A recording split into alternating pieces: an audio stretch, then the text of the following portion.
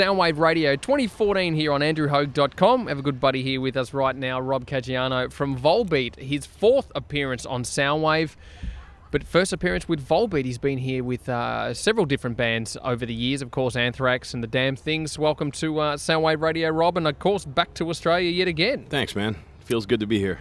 It does, and again, it's always a fantastic time to be a part of this festival, which a lot of people tout as one of the sort of best sort of heavy music festivals in the world. Yep. Even bands who aren't from Australia or fans, people just dying to get to Australia to come to be a part of Soundwave, be it a punter or a band. Yep. What do you find that is so different about this festival compared to the ones you definitely would have played of throughout Europe over the years and even the US possibly? Well, one thing is, you know, there's a gazillion bands playing. There's so many stages and there's so many different genres. You know, it's a really diverse festival, and it's just, I think it's a really great thing for fans of rock and roll to be a part of this thing. It's awesome. I mean, we're having a blast out here.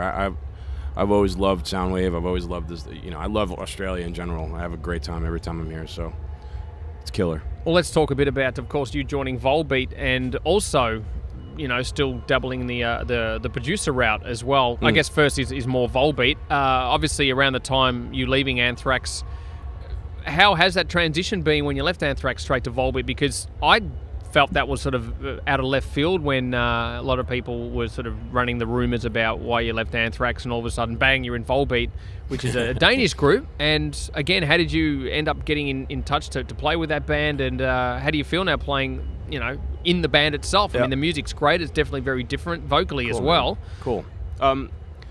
Yeah, you know, back when we did the Damn Things record, VOLBEAT took us on tour, you know, and that's when I first met the guys, and we became friends, and I became a fan instantly of the music. I thought it was killer. You know, and funny enough, on that tour, the band was playing a Misfits song, Angel Fuck, and I'm a huge Misfits fan, so they knew that, and they invited me on stage pretty much almost every night, I think, on that tour to jam that song, and it was killer. I mean, I looked forward to that so much every day. It was like one of the highlights of my day. And you know, of course, we flirted around with the idea of maybe one day going in the studio with me producing a track or two, or maybe even a full record. You know, the guys were really into the Damn Things record that I also produced, and then of course the Anthrax record, Worship Music. So, you know, it was definitely something we talked about back then, but it never really seemed feasible or realistic because, you know, obviously they're living in Denmark, I live in New York City, and I'm in Anthrax. You know, the schedules are always crazy, and we're always touring.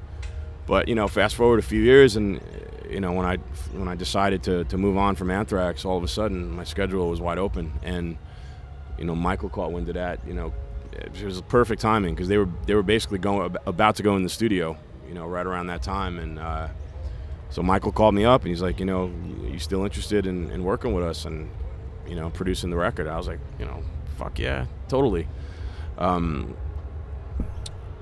A day later, or a couple of days later, I found myself in Copenhagen, and you know, sat down with Michael, and he was just playing me these riffs, you know, just going over the ideas, figuring out what songs are going to be on the record, you know, basically pre-production.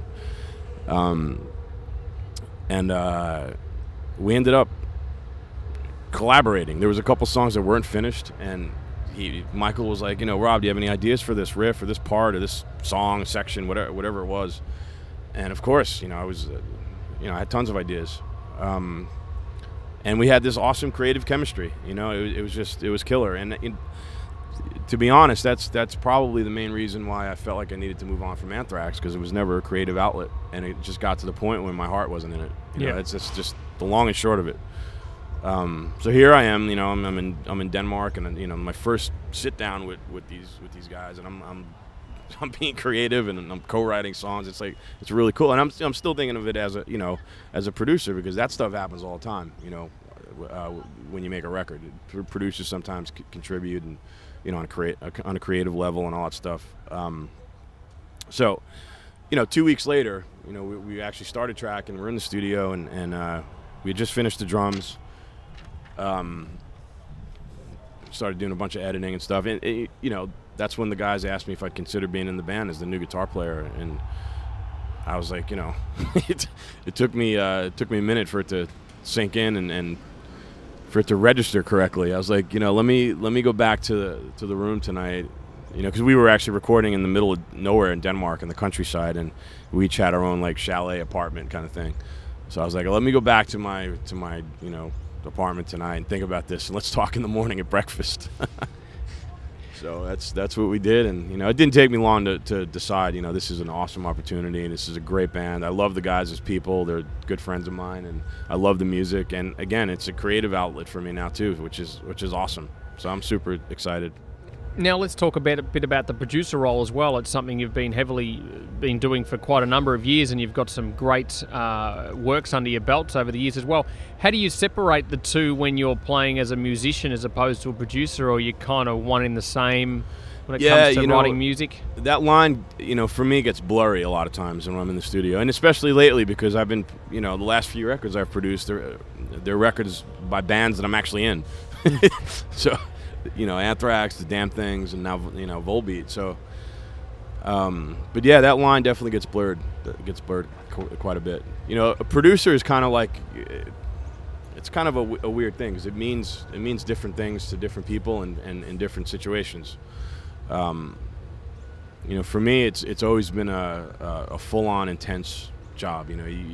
For me, I do. Hats, yeah, I do a lot of my own engineering. I get heavily involved in arrangements, drum patterns, bass lines. I'm really hands-on as far as a producer goes, and it's just my approach. That's my way of doing it. But there's so much stuff that goes into it. A lot of times you got to almost be a psychiatrist too, and a referee sometimes. It's like it can get crazy. Do you find that having that kind of experience gives you the edge of virtually being the top dog in the fact that you know how to sort all those issues out, but you also know how to be a musician and producer and all that sort of stuff? You certainly have a lot more of an insight and skill that most bands don't. Some could be this sort of leader of the band and the sort of main songwriter, but doesn't really have a full understanding of producing and things like that. Right. Do you find that end of the day, really, with all those sort of skills, it ends up being your way all the time? No, I wouldn't say that. Wouldn't say that. The thing also, the thing also that's very important when you're making a record, you got to always keep the end result and the big picture in mind, and you got to always strive for that and stay focused on that. And a lot of times, especially with aggressive music and heavy music, tension and strife in the studio is usually a good thing because it ends up coming on the record. Yeah, exactly. It ends up being put on tape, and that's usually the stuff that kind of moves people. So. And before we close, recently I got told you were sort of nominated for a Grammy as well. Yes. Fill us in on that excitement. What was going on over there? Yeah, that's probably the fourth time I think it is the fourth time I've been nominated, or something that I either produced or played on has been nominated for a Grammy, and that was the first time I actually attended the Grammy Award show out in LA, and it was surreal. It was crazy. We sat near Neil Young, seeing people like Paul McCartney and Ringo Starr walk by, and it was just totally surreal. But I had a blast. I had a really great time. I thought the show was incredible. Just seeing all these different acts and their all just the way they set up their production so fast and tear it down. It's really impressive. Like the mechanics of the way that show runs.